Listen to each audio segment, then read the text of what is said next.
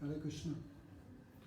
Uruve Gaura Chandraya Radhikaya Tadale Krishna Krishna Bhaktaya Tadabhaktaya Namo Namaha Shri Nandananam Vande Radhika Charanadvayam Gopijana Samayuktam Brindavana Manoharam Shri Krishna Chaitanya Prabhu Nityananda Shri Advaita Gadadhar Shivasadi Gaura Bhaktavrinda Hare Krishna Krishna Krishna Hare Hare Hare Ramo Ramo Ramo Hare Hare. So first of all I offer pranams to our Gurudev, Vishnupad Vedanta Swami, Sri Bhaktivedanta Narayana Goswami Maharaj, also our Rupanuga Acharyas, all Vaishnavas and Vaishnavis, Hare Krishna. So Karuna continues. So I thought maybe for the next 6-7 classes we can read from this book, Brhad Bhagavatamrta. This is compiled by Sri Sanatana. It's in 2 parts.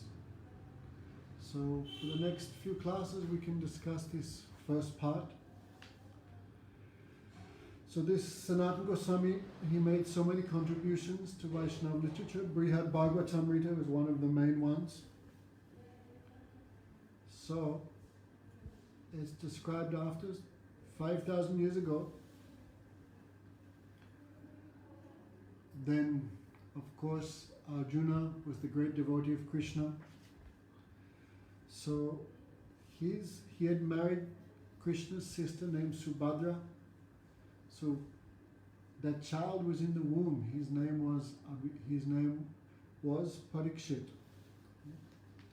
So at the end of the Mahabharata war, then a few survivors were there on the side of the Kurus, namely Duryodhana. Duryodhana had just been defeated by Bhima. No? By Bhima, his waist was broken, no? And Bhima had disrespected him in front of everyone. So, and he crushed his hips with his thigh and left him to die. So before he died, that time many crows were there waiting to eat his body. So some few survivors on the Kuru side, like Asvatthama, Kripavarma, Kripacharya, 2-3 survivors were there. They came. That time Duryodhana himself made Asvatthama king to continue the war. No? So they came at night time and killed. They thought were the 5 Pandavas, but actually were the 5 sons of the Pandavas. No, the sons of Draupadi who were sleeping. They killed them in their sleep and killed the surviving members of the Pandava army. That time, of course, the Pandavas had survived because Krishna had recommended them, knowing, of course, past, present, future. Krishna had said to them, "Oh, tonight don't stay in the camp, we should sleep on the bank of the river." In this way, Krishna saved the Pandavas from that night attack. So when the Pandavas came back and saw their 5 sons dead, then they became very angry. So Arjuna vowed, knowing that Asvatthama had killed his son, at the time Arjuna vowed to take his life, and Bhima also vowed to take the life of Asvatthama. They chased Asvatthama, and out of fear of his life, Asvatthama released the ultimate weapon, that is called the Brahmastra, the weapon of Lord Brahma.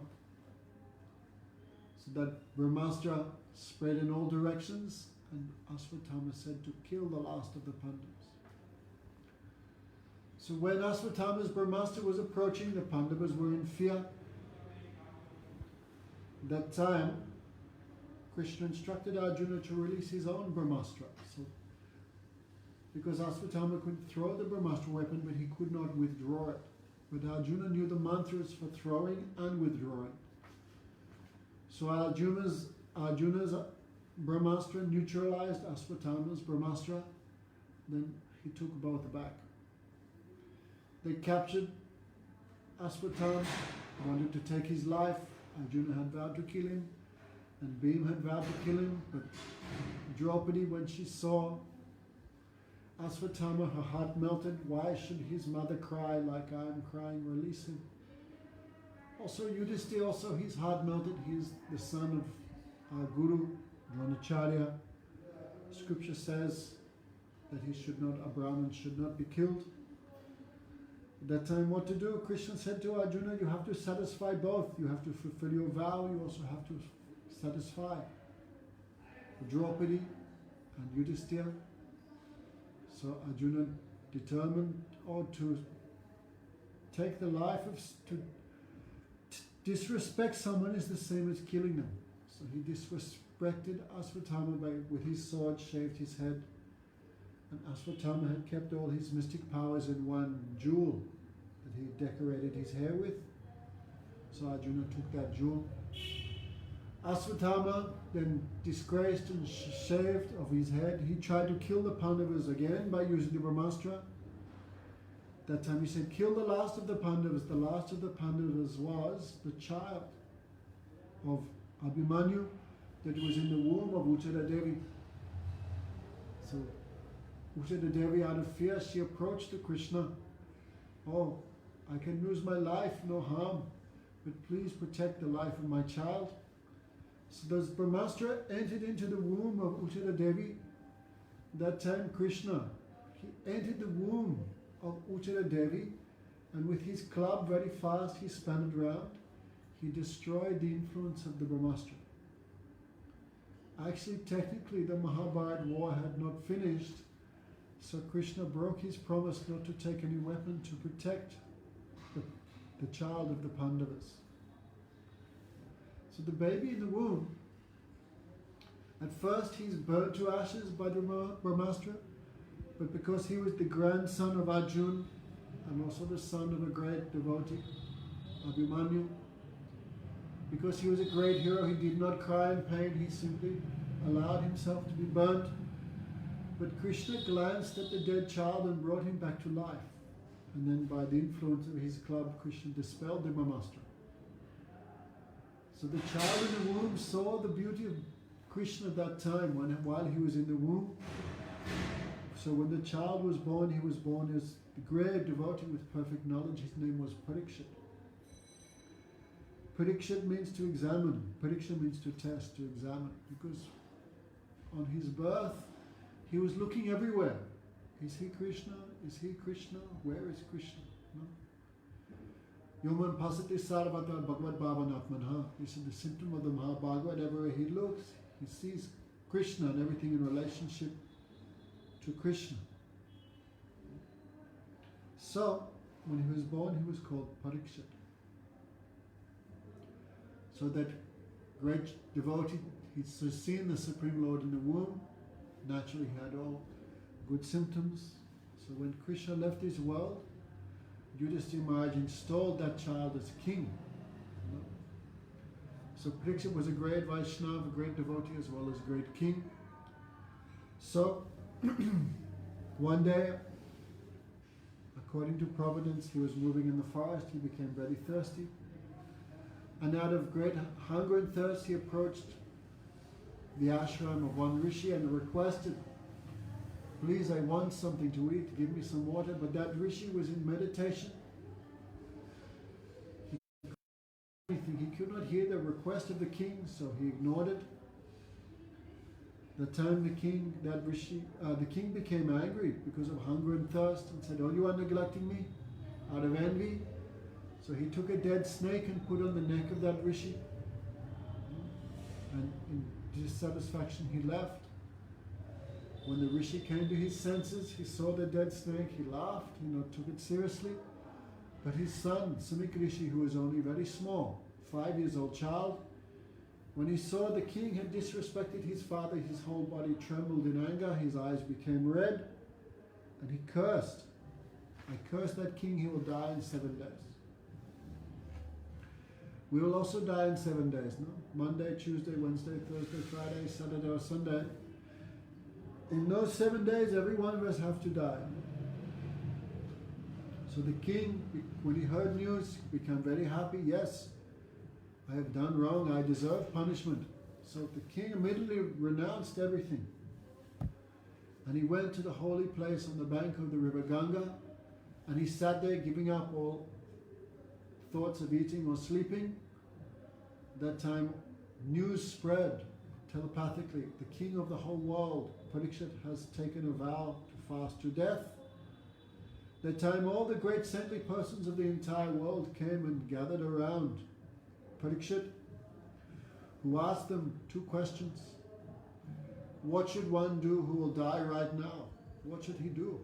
What should he think of? What should he hear about? And what should he meditate on? And what should one do who will die in 7 days? Many people gave advice. Like in this world, many people give us advice what to do. Of course, most people just talk about how to avoid death. But no one actually talks what you should do at the moment of death, which is quite amazing, huh?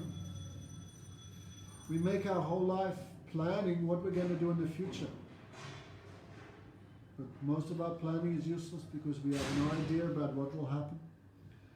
But one thing is 100% guaranteed in life. One day all of us, we have to give up this body. We have to die. But still we're making no plan for that. After giving up this body, where we go? No? So many people gave advice to the king, no? Like in this world, so many people giving us advice. The politicians, the doctors, the astrologers, friends and family. Some say do yoga, do meditation, give some charity, go on a holiday, do this, do that. But King had already seen the Supreme Lord, so he was not satisfied by anything less.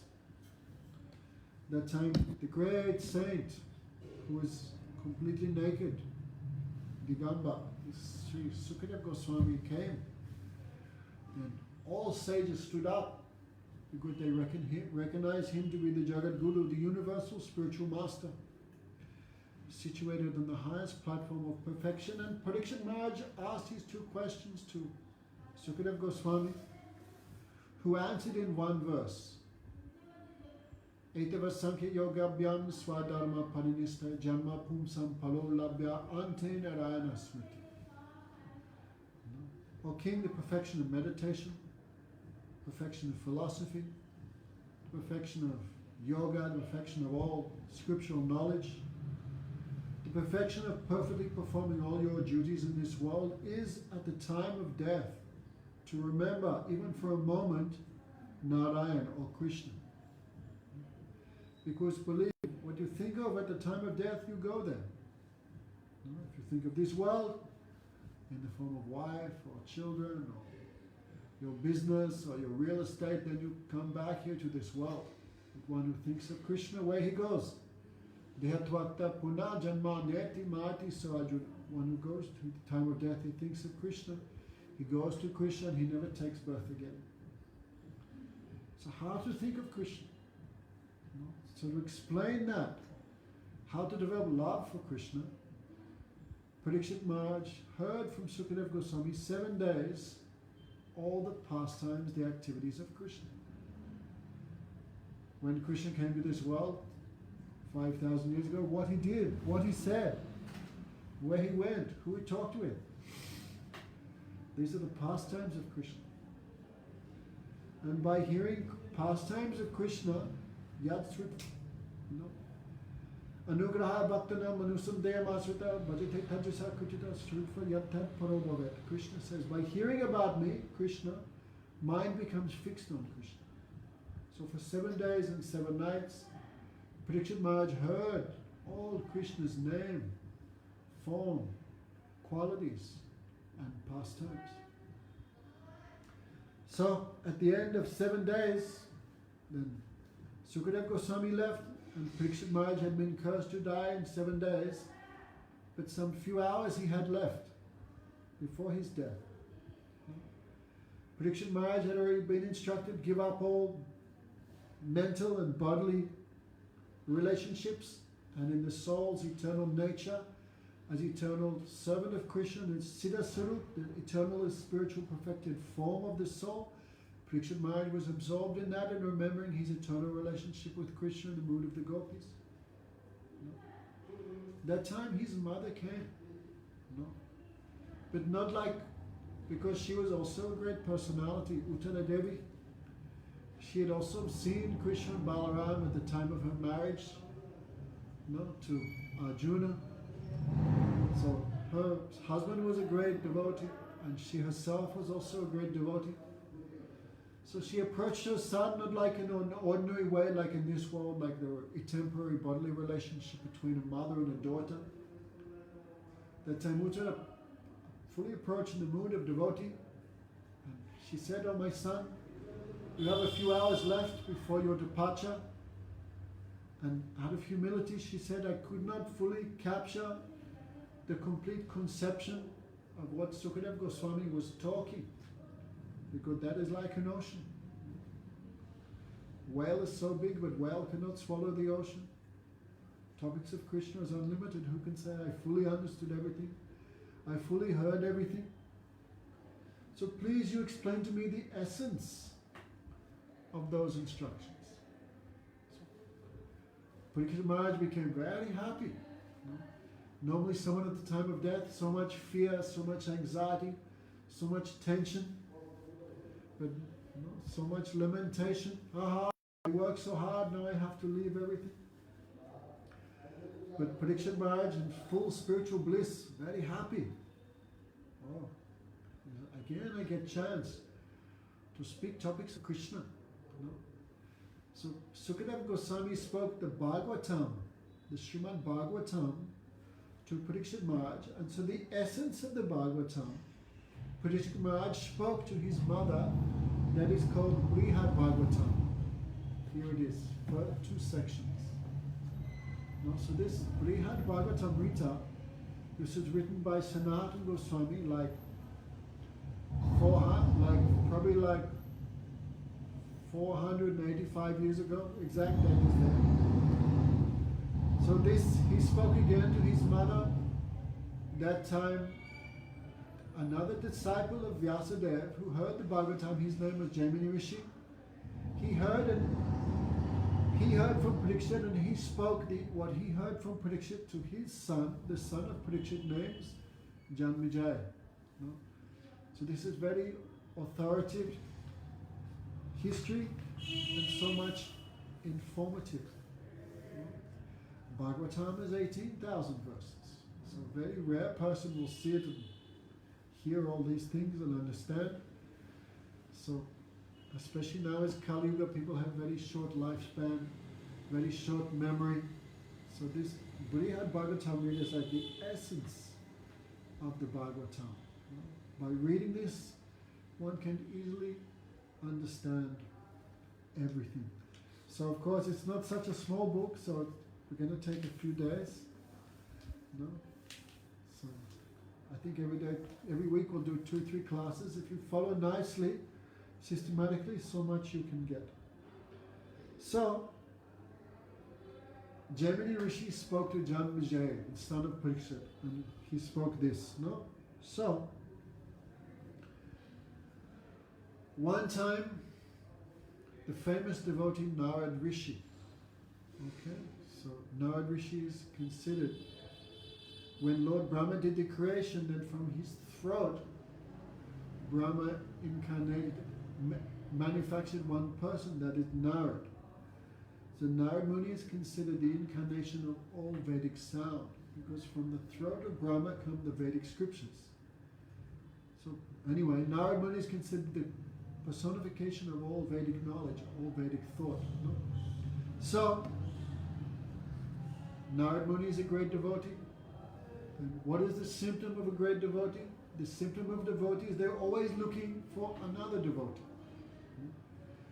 Just like a materialist is always looking for another materialist, like a materialistic man always searching for the association of a materialistic girl. Like a drunkard is always searching for association of another drunkard. In the same way, of course, same but different, Vaishnava always looking for the association of a Vaishnava. Krishna Bhakti Janmamul Hoy Sadhusam Krishna Janma Tena Puna Mukhya Ang. The birthplace of devotion to Krishna is association of the devotees. So the birthplace of devotion is association of the advanced devotees of Krishna. And don't think association of the devotees is only in the stage of practice, because even in the stage of perfection, then association of devotees remains one of the main limbs of devotion. Means even when I achieve perfection, I still have, of course, that time you have so much taste to hear and speak about Krishna. So who will be interested in hearing and speaking about Krishna? Only another devotee. So Narad Muni, by his own transcendental volition, his own desire, he visited the holy place called Prayag. Of course, in India, the holy rivers are very famous. Probably even Sam Dermody has heard of the famous river Ganga. So where the Ganga and the Yamuna, which runs through Vrindavan, that's where I'm now. So where the Yamuna and the Ganga and a third river called the Saraswati meet, these three rivers is called Prayag. It's considered a very, very holy place. Actually, it's called Tirtharaj, Prayag. It's considered the topmost of all holy places. Of course, the dhams of Vrindavan, Mayapur, and Puri, these are not called these are not called tirthas, because these are the direct residents of the Supreme Lord. But outside of Vrindavan, Navadvip and Jagannath Puri, the topmost holy place is Prayag. So, it's said, especially taking bath, taking any 4 type of bath is there. The best bath is in some river. Second bath is in some well, and third class bath is in the bathroom. But anyway, taking bath, especially in the month of Prayag, in the month of Magh, the cold season, is considered one like pious activity. So, especially for 5 days, many, many people visit the holy place of Prayag to take bath.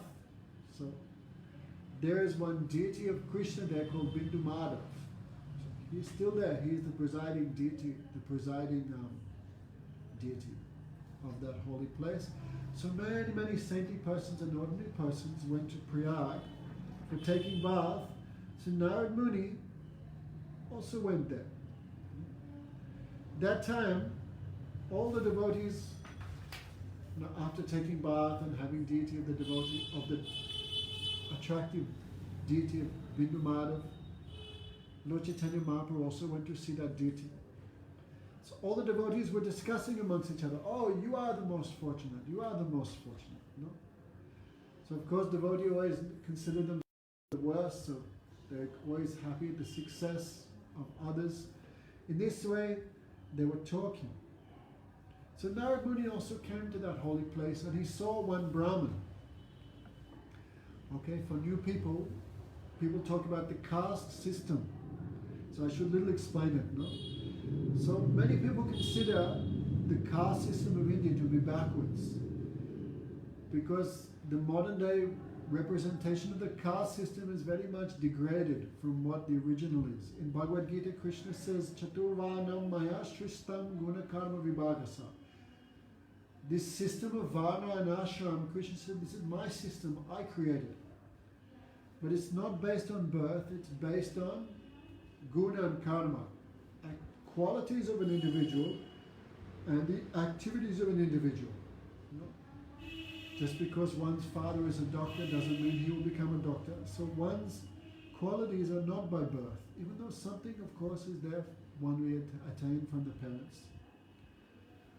So this is due to qualities and activity. Therefore, there are 4 types. Those who are naturally inclined to spiritual life, naturally inclined to spirituality, who have a natural taste in reading the scriptures. They find happiness in cultivation of spiritual life. So this branch of person is called the Brahmanas. Some people, they're more interested in military life, political life. They're called the Kshatriyas. Some people have a natural inclination towards business, earning money, farming, cow protection. And a fourth class of persons just work for others. So this is the caste system: Brahmin, Kshatriya, Vaishya, and Sudra. So Brahman is considered the topmost. Why? They have a natural inclination towards spiritual life. And the human life is not meant just for doing business and eating, sleeping, mating and offending. So for that reason, so much respect is given to the Brahmin community. Of course, if those Brahmanas just remain interested in just following the external limbs, the external features of the scriptures without entering into the internal aspect, which is love of Krishna, then such a birth, even in a Brahmin family, is also considered useless. So the topmost person is a Brahmin who is also engaged in the devotion to the Supreme Lord, the Vaisnava.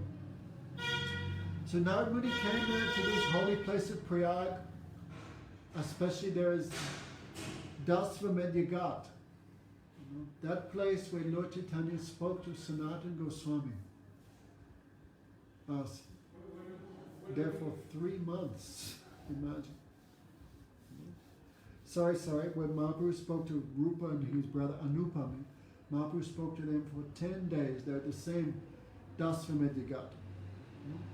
So that same Dasvamedya Ghat, there was one Brahmin, first class Brahmin.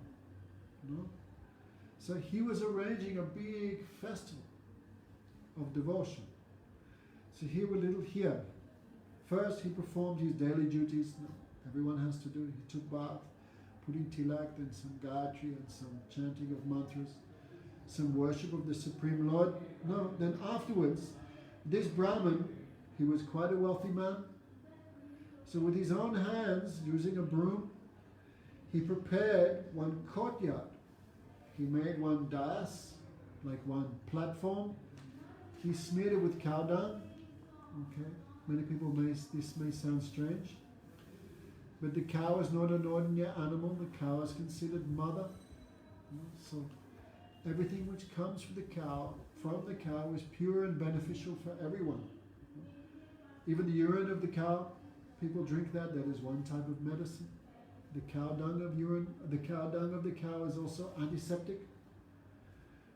In India, in the villages, even today, people cover their houses and courtyards and everything with cow dung. No fly goes on them, because cow dung is considered antiseptic and pure.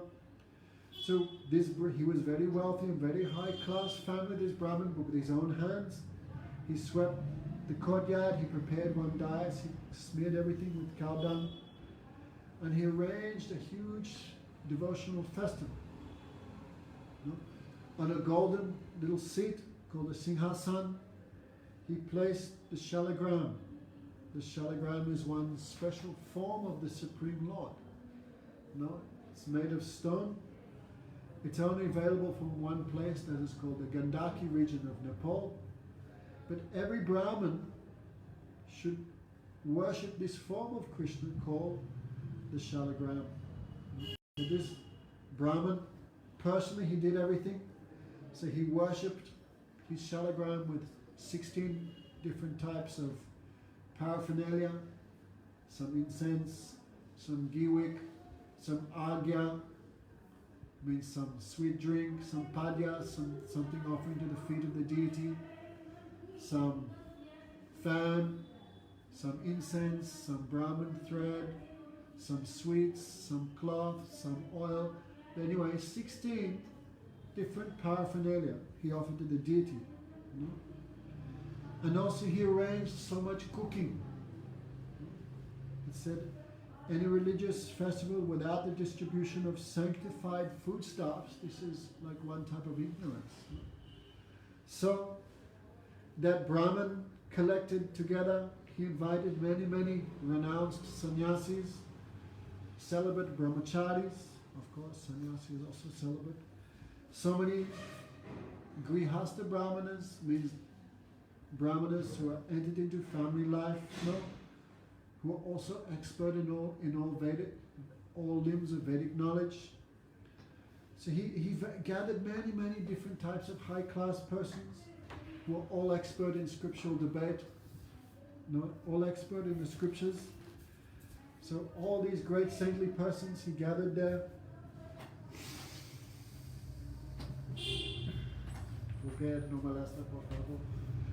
So all these persons, and he respected all these saintly persons by giving them all garlands and putting some sandalwood paste on their foreheads.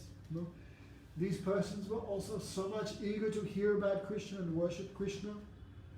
So he respected all these guests by giving them respects, means dandavats, obeisances, giving them gifts of garlands and sandalwood pastes. And these persons also were so much eager to hear about Krishna and worship Krishna.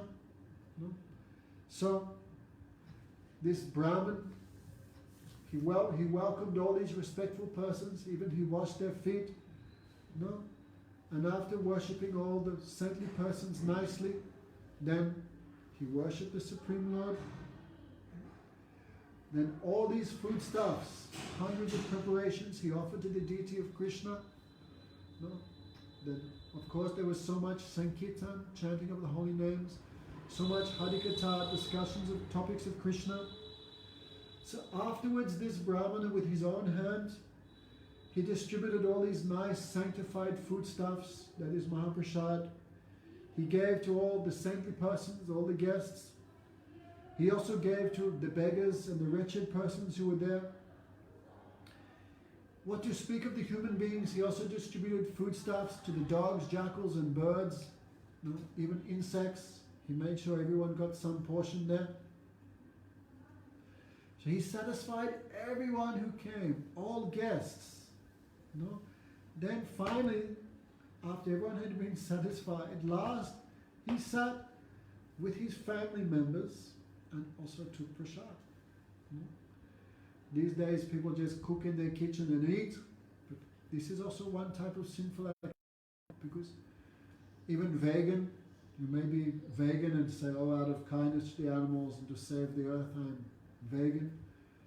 But even to kill potatoes and kill spinach, and life is also there in seeds and food grains. When you put it in the ground it sprouts, that means life is there. So even a vegan diet, vegetarian diet, this is also full of violence, because the nature of eating. Therefore, to become free from sinful reaction, everything the devotee cooks, they should offer to the Supreme Lord.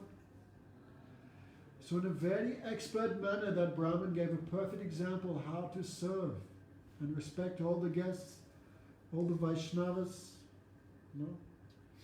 Then he himself partook of that sanctified prasad, that sanctified foodstuffs. Then last, when everything had been finished, he came before the deity and he, of course, offered himself and all his activities. Everything I have done is for your satisfaction. Tadavastu tadapanam. O Krishna, your servant is offering your paraphernalia for your happiness. That time, the Brahmin finished the festival. Now, of course, he gave donations to all the guests. Everything he did perfectly. The deity of Krishna, he took, again in a box, in some carrying case, to return back to his own place of residence, his own home.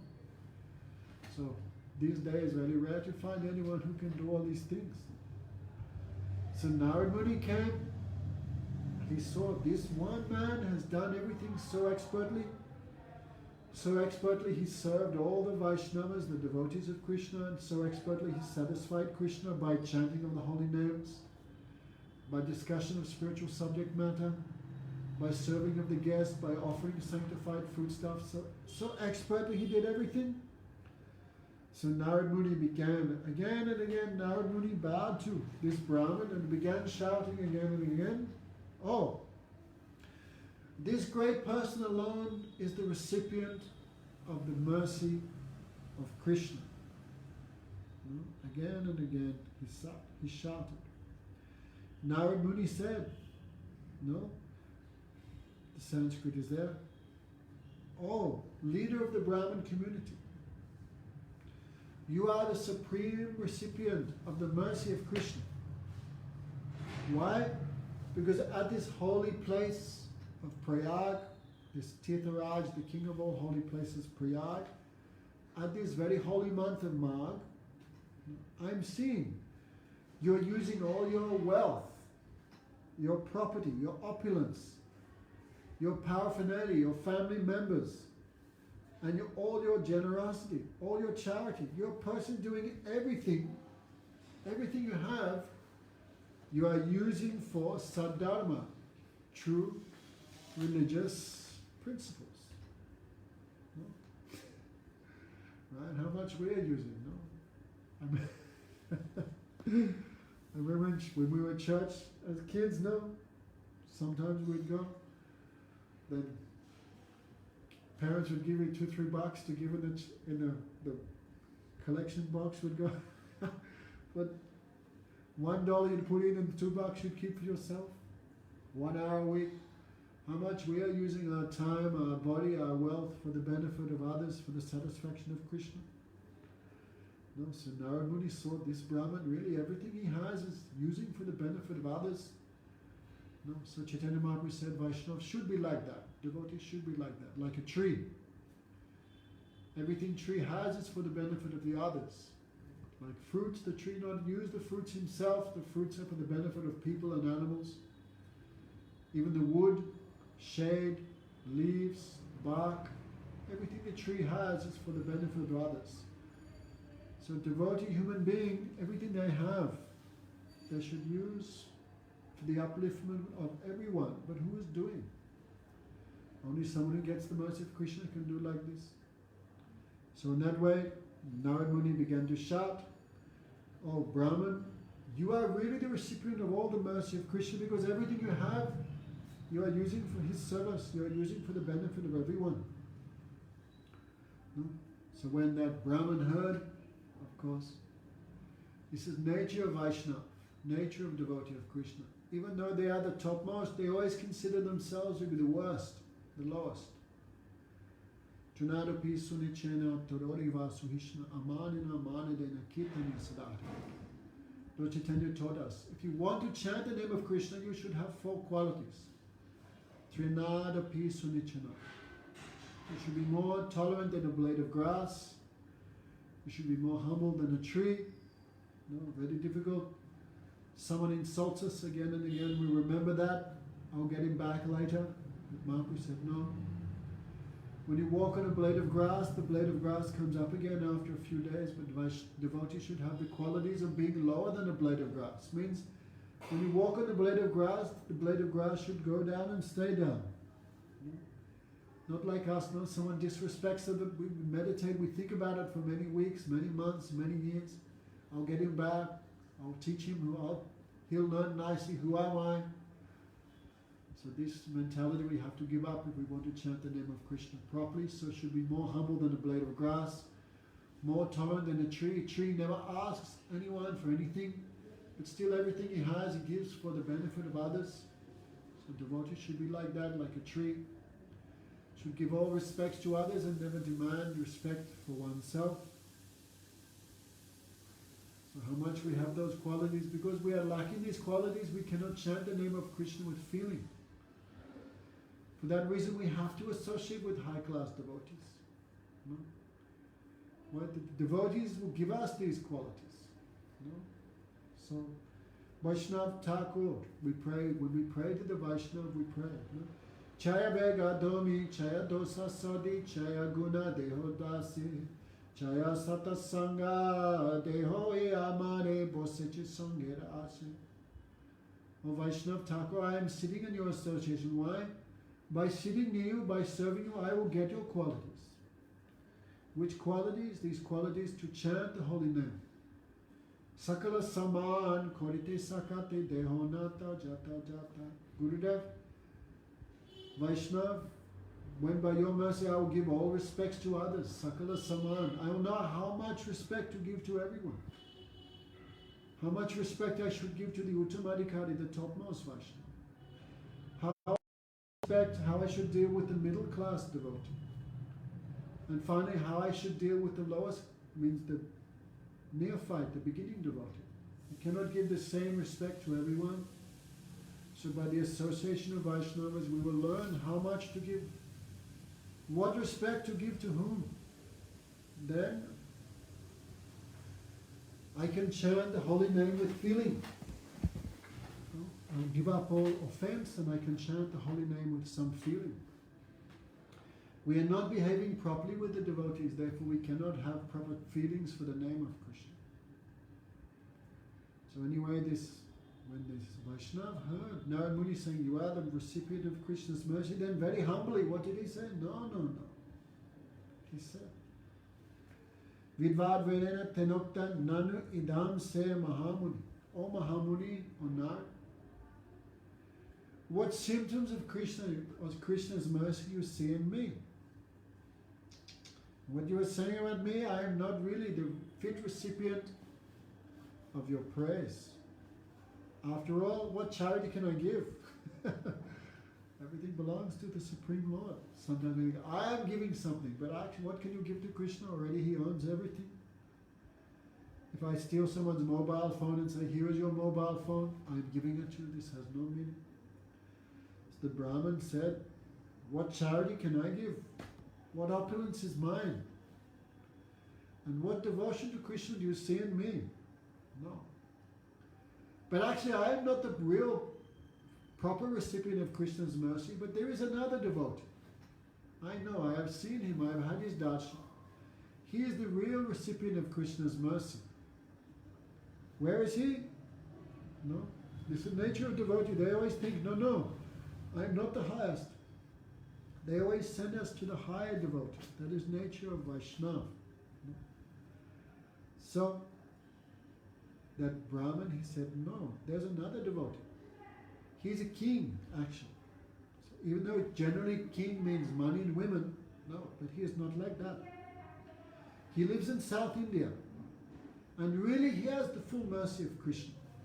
Because his kingdom is devotee kingdom, Vaishnava kingdom.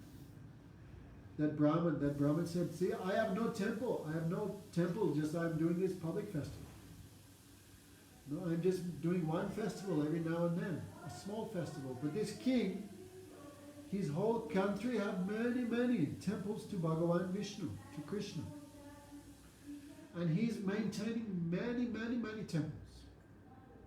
No? That Brahmin said, I'm just feeding guys once, all guests and sannyasis, and I'm feeding them once. But this king maintains for whole lifetime many Vaishnavas, many Brahmanas, many scholars. So he is maintaining many temples. And everyone who travels through the kingdom, he maintains them by offering them foodstuffs that have been given to Krishna. Therefore, there are many temples, but especially in the capital city, there is one huge temple. There is one properly installed Sachidananda Vigraha of Bhagavan. The shalagram is also a form of Krishna. But the shalagram have no neck, no head, no arms, no legs. No? So even more sweetness is there in the deity established by the Vaishnava, even than with the shalagram. Of course, there is no difference, but still some speciality is there in the deity. So this king, he has a huge temple. Many temples he has, but one main temple is there. And the properly installed deity of the Lord is there. And every day they have huge festivals. And they serve the deity in ever fresh and charming manners every day. The Brahmin said, I'm just doing one festival. But this king is doing every day newer and newer festivals. No? Like tomorrow is Chandanyatra. So tomorrow is one festival. No? So this king, he supplies all the ingredients for the worship of the Lord. No? He feeds the Mahaprasad to everyone in the country, as well as guests who come from other regions. No? That king engages himself in the service of the Lord, and he engages everyone else in the service of the Lord. Even though he is a king, but he is fully absorbed in the service of the Supreme Lord. So he rules everything without any disturbance, distress, or any anxiety at all. And because the king is a great devotee, that place, that country which is controlled by him has no trouble whatsoever. In that land of that Vaishnava king, there are so many fruits and water, so many fruits and flowers. Without cultivation, automatically the land provides unlimited foodstuffs. Therefore, unlimited fruits, vegetables, roots, and clothing is easily available. All the citizens engage in their prescribed duties. They eagerly perform devotional service to the Supreme Lord. All the citizens have affection for the king, just like a father. The king himself is personally attached to the devotional service of Krishna. The behavior of the king gives happiness to everyone in the whole kingdom. The king's brothers, wives, sons, grandservants, servants, ministers, priests, and everyone are also servants of the Supreme Lord. What can I say? Everything about the king is favorable for devotion. How can an ordinary person like me describe his qualities? That king is definitely the recipient of the mercy of Sri Krishna. So hearing that, Narad Muni went to the South India. He went to reach that king. And just quickly, we're a little bit here. When Narad Muni came there, then Narad Muni bowed to the king. And he began to glorify the king. Tvam Sri Krishna Kripa Patram Yasa Edrik Raja Vaibhavam Sadloka Guna Dharmata Jnana Bhakti Bri Anvitam. Oh great king, you are definitely the recipient of the mercy of the Supreme Lord Sri Krishna. Why? You possess unlimited opulence of a vast kingdom. But still, you are not distracted or disturbed by that. You engage that in the service. Therefore, all your citizens also naturally have all good qualities and follow all religious principles. They have wealth, knowledge, and devotion to Krishna. So when the king heard his glorification from Narad, the king embraced him to stop him speaking more. And that king became ashamed and hanged his head and said, no. Why do you think that I am just an ordinary person like me as the recipient of Krishna's mercy? No. Why? I'm a human being. Human being lives how long? No guarantee. As a human being, my lifespan is short. No. And human being, how much wealth he has? Very little. I have limited degree of wealth and opulence. Only sometime I give some small donation to the Lord. I cannot do anything very great for him because I am a human being in the material world. I am always suffering from the threefold miseries. In this world, no one wants to suffer, yet suffering comes as if invited. No one plans for suffering, but suffering comes automatically. Why? In this world, everyone is a victim of the threefold miseries. Adhyatmic, Adidevic, Adibhautik, Tap. Misery which comes from one's own mind and senses. Right? Coronavirus, people have enough to eat. No trouble there, but people going crazy. So much they're disturbed because their mind and senses are not controlled.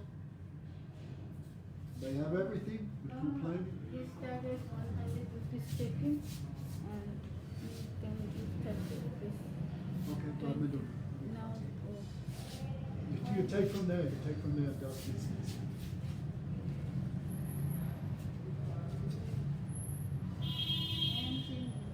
Okay, maybe punch it. Yeah. Some up here. So, threefold miseries we're talking about. People have enough food, enough money, but why they're so much unhappy? You think a chance to not go to work for 1 month would be a cause of happiness? But no one's happy. Why? Because the first misery, own mind and senses giving so much disturbance. Therefore, to stop the disturbance, the pain caused from your own mind and senses, people watching television all day, people eating chocolate biscuits, people drinking, people watching television. Why? Just because otherwise their mind and senses drive them crazy. They have no other occupation for the mind and senses. They engage in useless activities. Adhyatmic dukh, this is one type of misery. So many people commit suicide. Why? They have enough clothes, enough food, enough money, but their own mind and senses make them mad. So much suffering comes. Adhyatmic, abhibhautik, other people give suffering. Neighbors, wife, children, agents of the government in the form of taxation officers, police, dogs, mosquitoes, bed bugs, suffering caused by others, and finally suffering caused by the demigods like coronavirus. This one form of misery beyond our control is called Adadavic. Anyway, so these threefold miseries, and everyone in this world suffer. So the king's saying, no, I am not the recipient of Krishna's mercy. Why? I'm a human being. I have short life. I'm always fearful of death. The threefold misery is giving so much trouble. Therefore, how I am the recipient of Krishna's mercy? Human being is not the recipient of Krishna's mercy. The demigods, they have the mercy of Krishna. Why? They do not have gross material bodies like us. Right? They have like divine bodies. Okay, we look up in the sky, we cannot think that life is only on this earth planet. We see up, of course we cannot see down, but down beneath is so many millions of also planets. Above us is so many millions of planets. So in the higher realms reside the demigods. Of course we cannot see them in material senses because we are not so much qualified. Just like we live on the earth planet, so our bodies are made of earth. So in the higher planet, their bodies are made of fire, sky, ether, sound, etc. So they have subtle bodies. Actually, and for example, the body and mind, the mind you can enjoy more than the body. By body you can only eat 2 or 3 veggie burgers, but by mind you can eat 15 or 20 or 100. The enjoyment of the mind is unlimited, therefore you can enjoy more by subtle sense like the mind than you can by the body. Therefore naturally those in the higher planets, they have effulgent bodies. They are free from misery and always happy. They have unlimited material enjoyment. They are like independent. In this earth planet we are not too much independent. We are bound to the earth, but they are independent. The demigods daily drink the nectar in the heavenly planets. They have conquered over death, old age and disease. They have no hunger and thirst like us. And also, they are also engaging in the service of the Lord. Therefore, O Narad, I am not the recipient of the mercy of Krishna, but the demigods are the recipient of the mercy of Krishna. Why human beings have to do a lot of good activities and then they can go to the celestial planets? No? So amongst the demigods, the king of the demigods, his name is Indra or Aindra. He is the topmost, the king of Swarga. His name is also he is also known as Puranda. So of all the demigods, the king of the demigods, Indra or Puranda, he is the topmost. Why? He is the Lord of the 3 worlds. Everyone exists by his mercy. Just like a king in this world wants to become a king of the earth planet, but Indra is the king of the celestial planets.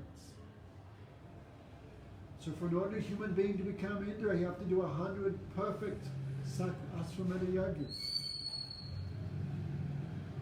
So that Indra, he stays the king of the celestial planets for 71 Chatuyugas.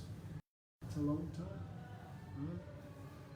In one day of Brahma, there is 14 Manus, 14 Indras come and go. That means Indra lives for 71 Chatuyugas.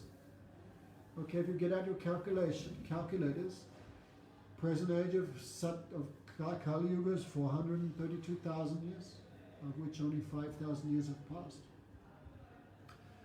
The previous age of Dwapara Yuga, that is double that, 864,000 years. The previous age, Treta Yuga, is double that. What's that?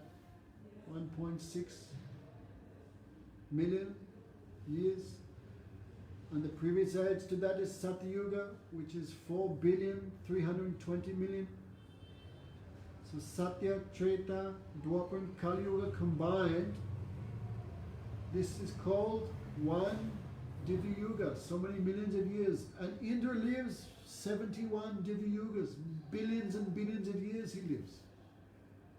Human being only lives how long? 50, 60, 100 years maximum. 10 years, first few years waste as a baby, just passing stool on the nappies. Then you waste the next 10 years in school. God, what a waste that was. Old age, cannot do it too much in old age, cannot see, hear, digest, smell, taste, or even move. So out of 100 years lifetime, human being has very few years to do something. But Indra lives for billions of years, 71 Divya Yugas. He has unlimited opulence. He enjoys in the celestial Nandakanan gardens. He is surrounded by songs and instruments, dance. He wears incredible opulent attire. He gets foodstuffs and drinking stuffs which are not available on the earth planet. Therefore, what opulence do I have? What donation am I giving? Nothing. Therefore, Indra, the king of the demigods, he has the mercy of Krishna. The Supreme Lord, in the form of Bhamandev, always resides there. Therefore, I think Indra is the real recipient of Krishna's mercy. So Narad Muni, very happy. He went to the celestial planets, and in this way, we'll hear when Narad Muni went to meet the king of the demigods, Indra, and glorified his position, and what answer Indra answered, how he saw the Supreme Lord there in the form of Bhamandev. We will discuss all this probably on Monday. We will hear. So in a very quick way, we're going to go through this next few chapters, because main part is part 6. And we'll spend a few days on that part 6. But unless we explain the background, and very hard for ordinary person to understand what is the essence, what is actually in chapter 6. So in this way we'll go a little quickly through the different recipients of Krishna's mercy. So we'll do this same time day after tomorrow, that's Monday. Thank you very much. Hare Krishna, Radhe Radhe.